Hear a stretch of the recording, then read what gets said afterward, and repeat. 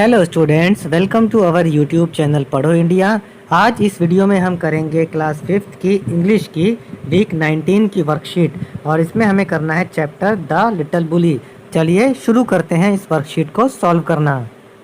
Question number 1, choose the right answer. सही उत्तर का चयन करें।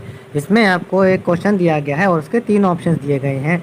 आपको सही ऑप्शन पर राइट का निशान लगाना है। फर्स्ट देखिए, all the children hated Hari because. सभी बच्चे हरी से नफरत करते थे क्योंकि ही ऑलवेज पिंच्ड देम। वह उन सबको चूंटी मारता रहता था या उनको नोचता रहता था। इस पे हमने सही का निशान लगा दिया है।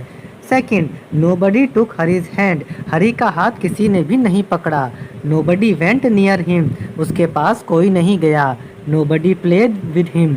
उसके साथ कोई भी नहीं खेला। This shows that Hari had. इससे यह पता चलता है कि हरी के कोई भी मित्र नहीं था। No friends. इसमें हम सही का निशान लगाएंगे। फिर थर्ड देखिए, Hari was pinched till he was black and blue means Hari को तब तक चोटी मारी गई, तब तक नोचा गया जब तक कि वह काला और नीला नहीं हो गया। इसका मतलब है there were bruises on his body. उसके शरीर पर खरोंच के निशान थे। इस पर हमने सही का निशान लगा दिया है। Classify the following actions into friendly and unfriendly. इसमें देखिए आपको कुछ एक्शंस दे रखे हैं और आपको उनको कैटेगराइज करना है। फ्रेंडली एक्शंस में यानी दोस्ताना व्यवहार में, और अनफ्रेंडली एक्शंस में यानी बिना दोस्ती वाले व्यवहार में। तो चलिए करते हैं friendly actions. Respecting other people यानी दूसरे लोगों की आदर करना। Second, being helpful to everyone, हर किसी की मदद करना। 3, helping your classmates in school, अपने साथियों की स्कूल में मदद करना। 4, प्रोटेक्टिंग अ वीकर पर्सन, किसी कमज़ोर आदमी की रक्षा करना। और देखिए अनफ्रेंडली एक्शंस कौन कौन से होते हैं। Eating a small child's tiffin, छोटे बच्चे का टिफ़िन खा लेना। कॉलिंग पीपल बैडली, दूसरे लोगों को बुरा बुरा बोलना। 3, pushing a smaller boy and making him cry, एक छोटे बच्चे को धक्का देना और उसको रुलाना। और 4th, शाउटिंग एंड फ्रेंड्स, दोस्तों पर चिल्लाना। Question number 3, suffix is a part of the word added to the end of a word to change its meaning. अब बच्चों, सफिक्स जो है एक वर्ड का ऐसा हिस्सा होता है जो शब्द के पीछे लगता है और वह शब्द के अर्थ में परिवर्तन कर देता है। अब देखिए आपको ना कुछ शब्द दे रखे हैं, इनके पीछे आपको ly यानी एक सफिक्स लगाना है और आपको सेंटेंसेस बनाने हैं। जैसे पहला है स्ट्रॉन्ग, इसका बना स्ट्रांगली और इसका सेंटेंस बना दिया I strongly advise you to stop bullying. अब बनाते हैं हार्ड से बना hardly, I hardly tell a lie. Hardly का मतलब होता है मुश्किल से, तो इसका सेंटेंस का मतलब हुआ कि मैं मुश्किल से ही झूठ बोलता हूँ। थर्ड देखिए बैड, बैड का हुआ badly, he needs money badly यानी उसको पैसे की बहुत सख्त आवश्यकता है। ब्राइट से बनेगा ब्राइटली यानी चमकना बहुत तेज़ी से। सन इज शाइनिंग ब्राइटली यानी सूरज बहुत तेज़ी से चमक रहा है। Soft, softly, please speak softly यानी धीरे धीरे या मृदु भाषा में बात करें। क्वेश्चन नंबर 4 देखिए। क्वेश्चन नंबर 4 में आर्टिकल्स दे रखे हैं। 3 आर्टिकल्स होते हैं बच्चों, ए, एन और द। ए और एन आर्टिकल्स जो हैं ये सिंगुलर के साथ में इस्तेमाल होते हैं, एक वचन के साथ में, और द किसी के साथ भी इस्तेमाल हो सकता है।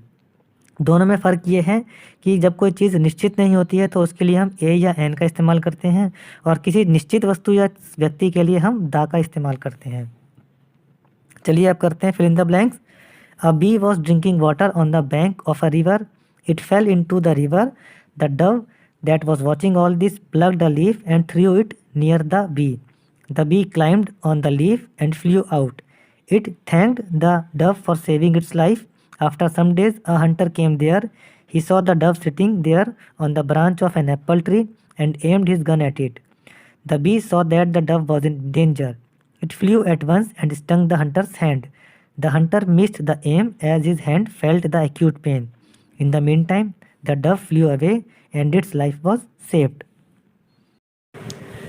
Question number 5, think and write, सोचो और लिखो। फर्स्ट पार्ट देखिए, did someone try to bully you, क्या कभी किसी ने तुम्हें परेशान करने की कोशिश की है।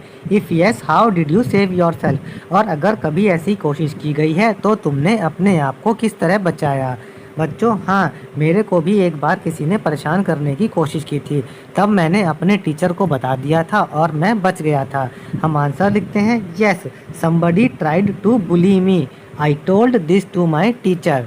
क्वेश्चन का सेकंड पार्ट देखिए, what are the things you can do say next time if someone tries to bully you.